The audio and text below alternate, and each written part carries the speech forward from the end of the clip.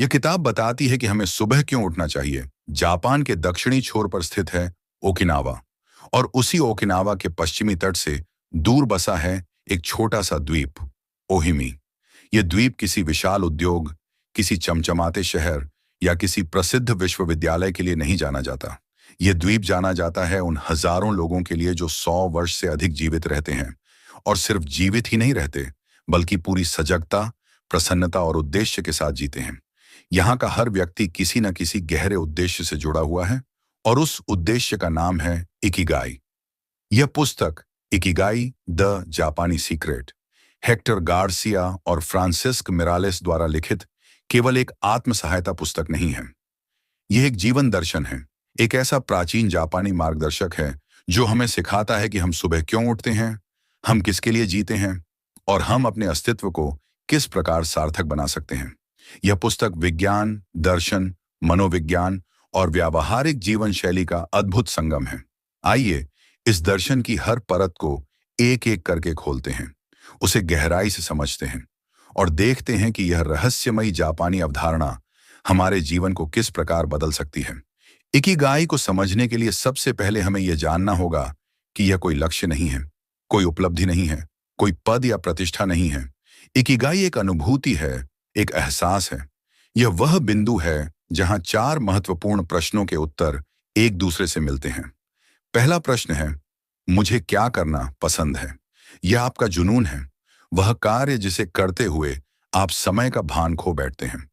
दूसरा प्रश्न है, दुनिया को क्या चाहिए? यह आपका उद्देश्य है, समाज के प्रति आपका योगदान। तीसरा प्रश्न है, मैं किस में अच्छा हूं? यह आपका कौशल है, आपकी प्रतिभा, वह क्षमता जिसे आपने वर्षों के अभ्यास से निखारा है। और चौथा प्रश्न है, मैं इसके लिए पैसा कैसे कमा सकता हूं? यह आपका पेशा है, आपकी आजीविका। जब ये चारों वृत्त एक दूसरे को काटते हैं, जहां आपका जुनून, आपका मिशन, आपका पेशा और आपकी नियति एक हो जाते हैं, वहीं इकिगाई का जन्म होता है। लेकिन यह कोई स्थिर बिंदु नहीं है, यह एक सतत यात्रा है। पुस्तक बताती है कि अधिकांश लोग इन 4 में से केवल 1 या 2 वृत्तों में जीते हैं। कोई केवल पैसे के पीछे भागता है, कोई केवल अपने जुनून में खोया रहता है, कोई केवल समाज की सेवा करता है। लेकिन इकिगाई वह दुर्लभ संगम है जहां ये सभी एक साथ मिलते हैं। यही कारण है कि ओहिमी द्वीप के बुजुर्ग 100 वर्ष की आयु में भी बिना किसी शारीरिक या मानसिक थकान के जीवन का आनंद लेते हैं। उनका हर दिन एक उद्देश्य से शुरू होता है। इकिगाई को समझने के लिए एक और जापानी अवधारणा को समझना आवश्यक है, और वह है वाबी साबी। वाबी साबी अपूर्णता, अनित्यता और अस्थायित्व में सौंदर्य देखने की कला है। यह सिखाती है कि जीवन में कुछ भी स्थायी नहीं है, कुछ भी पूर्ण नहीं है और कुछ भी अंतिम नहीं है। यही दर्शन इकिगाई को पोषित करता है। जब हम यह स्वीकार कर लेते हैं कि जीवन कभी भी पूर्णतया सही नहीं होगा, कि हमेशा कुछ न कुछ कमी रहेगी, तब हम उस कमी के बावजूद जीने का आनंद खोज लेते हैं। पुस्तक में एक अद्भुत उदाहरण है, एक कुम्हार जो मिट्टी के बर्तन बनाता है। वह जानता है कि उसका बर्तन कभी पूर्ण नहीं होगा, उसमें हमेशा कोई ना कोई दरार या असमानता रहेगी, लेकिन वह उसी दरार को सोने से भर देता है। यह कला है किंसुगी, यही इकिगाई है। हम अपनी अपूर्णताओं को छिपाते नहीं, बल्कि उन्हें अपनी यात्रा का गहना बना लेते हैं। यही कारण है कि इकिगाई कभी भी बहुत दूर नहीं होती, वह हमारे भीतर ही है, बस हमें उसे पहचानने की आवश्यकता है। पुस्तक का एक अत्यंत महत्वपूर्ण खंड प्रवाह या फ्लो की अवस्था को समर्पित है। यह वह मानसिक स्थिति है जब यहाँ के कारीगर अपने पूरे जीवन में केवल एक ही प्रकार की गुड़िया बनाते हैं, पीढ़ी दर पीढ़ी। वे अरबपति नहीं बनते, विश्व प्रसिद्ध नहीं होते, लेकिन उनकी आंखों में वह संतोष है जो करोड़पतियों को भी नहीं मिलता। उन्होंने अपना इकिगाई पा लिया है, वह छोटा सा कार्य जिसे वे पूर्ण समर्पण के साथ करते हैं। अब हम उस केंद्र में पहुंचते हैं जहां से यह पूरी यात्रा शुरू हुई थी, ओहिमी द्वीप। यहाँ के निवासी न केवल लंबा जीवन जीते हैं, बल्कि स्वस्थ, सक्रिय और प्रसन्न जीवन जीते हैं। पुस्तक में उनके जीवन के 10 सिद्धांतों का गहन विश्लेषण किया गया है। पहला सिद्धांत, सक्रिय रहो, कभी सेवानिवृत्त मत होना। यहाँ सेवानिवृत्ति शब्द का कोई अर्थ नहीं है। लोग 100 वर्ष की आयु में भी अपने छोटे मोटे काम स्वयं करते हैं, बगीचे में पौधे लगाते हैं, मछली पकड़ने जाते हैं। वे जानते हैं कि शरीर को गतिशील रखना ही जीवन को गतिशील रखना है। दूसरा सिद्धांत, अपनी गति पकड़ो। यहां कोई जल्दी नहीं है, कोई डेडलाइन नहीं है, कोई तनाव नहीं है। वे धीरे धीरे चलते हैं, धीरे धीरे खाते हैं, धीरे धीरे काम करते हैं। यह आलस्य नहीं है, यह जीवन के प्रति एक गहरा आदर है। तीसरा सिद्धांत, पेट भर मत खाओ, हारा हांची बू का पालन करो। यह कहावत है, 80% पेट भरा, 20% खाली। यह केवल भोजन का नियम नहीं है, यह जीवन का नियम है। हर चीज में संतुलन, हर चीज में संयम। चौथा सिद्धांत, अपने मित्रों को संजोए रखो। ओहिमी में अकेलापन जैसा शब्द ही नहीं है।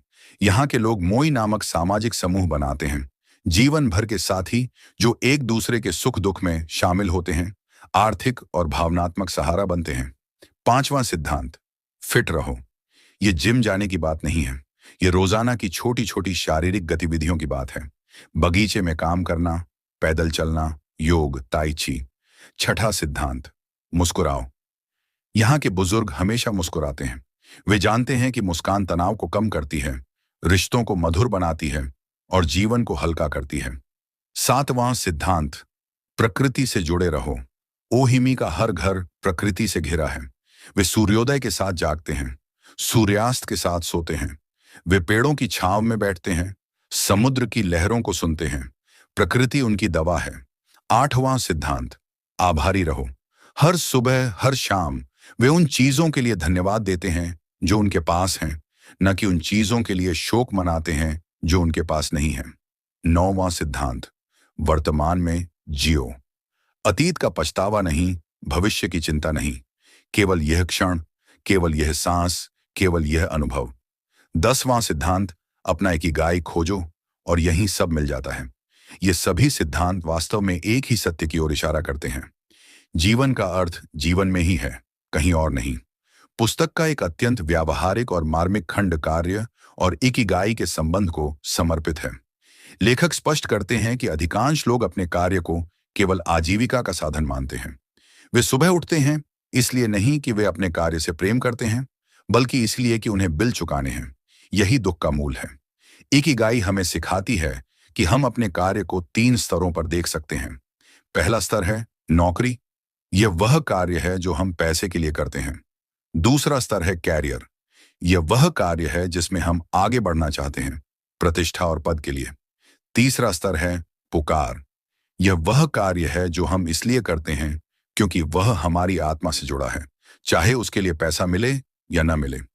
इकिगाई हमें तीसरे स्तर पर ले जाना चाहती है। यह कोई स्वप्न लोक नहीं है। पुस्तक में अनेक उदाहरण हैं। एक मछुआरा जो प्रतिदिन समुद्र में जाता है, एक किसान जो अपने खेतों में काम करता है, एक शिक्षिका जो बच्चों को पढ़ाती है। ये लोग करोड़पति नहीं हैं, लेकिन वे संतुष्ट हैं। उनकी आंखों में वह चमक है जो केवल उसी व्यक्ति की आंखों में होती है जिसने अपना इकिगाई पा लिया हो। पुस्तक का सबसे महत्वपूर्ण संदेश यह है कि इकिगाई कोई गंतव्य नहीं है, यह यात्रा ही है। यह कोई ऐसी वस्तु नहीं है जिसे तुम एक बार ढूंढ लो और फिर जीवन भर के लिए संतुष्ट हो जाओ। इकिगाई बदलती है, बढ़ती है, विकसित होती है, ठीक वैसे ही जैसे हम स्वयं बदलते हैं। बचपन में हमारा इकिगाई खेलना हो सकता है, युवावस्था में सीखना, मध्य आयु में परिवार का पालन पोषण, वृद्धावस्था में ज्ञान का दान। इकिगाई का रूप बदलता है, लेकिन उसकी उपस्थिति स्थिर रहती है। यही कारण है कि ओहिमी के बुजुर्ग कभी वृद्ध महसूस नहीं करते। उनके पास हमेशा कुछ न कुछ करने को होता है, कुछ न कुछ सीखने को, कुछ न कुछ देने को। पुस्तक में एक अद्भुत अभ्यास है, इकिगाई जर्नल। यह एक डायरी है जिसमें हम प्रतिदिन 3 प्रश्नों के उत्तर लिखते हैं। आज मैंने क्या किया जिसमें मैं समय भूल गया? आज मैंने किसकी मदद की? आज मैंने क्या नया सीखा? ये 3 प्रश्न यदि हम प्रतिदिन स्वयं से पूछें तो धीरे धीरे हमारा इकिगाई हमारे सामने स्वयं प्रकट होने लगता है। इकिगाई, द जापानी सीक्रेट, केवल एक पुस्तक नहीं है, यह एक निमंत्रण है। यह निमंत्रण है अपने भीतर झांकने का, अपने जीवन के उन छोटे छोटे क्षणों को पहचानने का जो हमें सच्चा सुख देते हैं।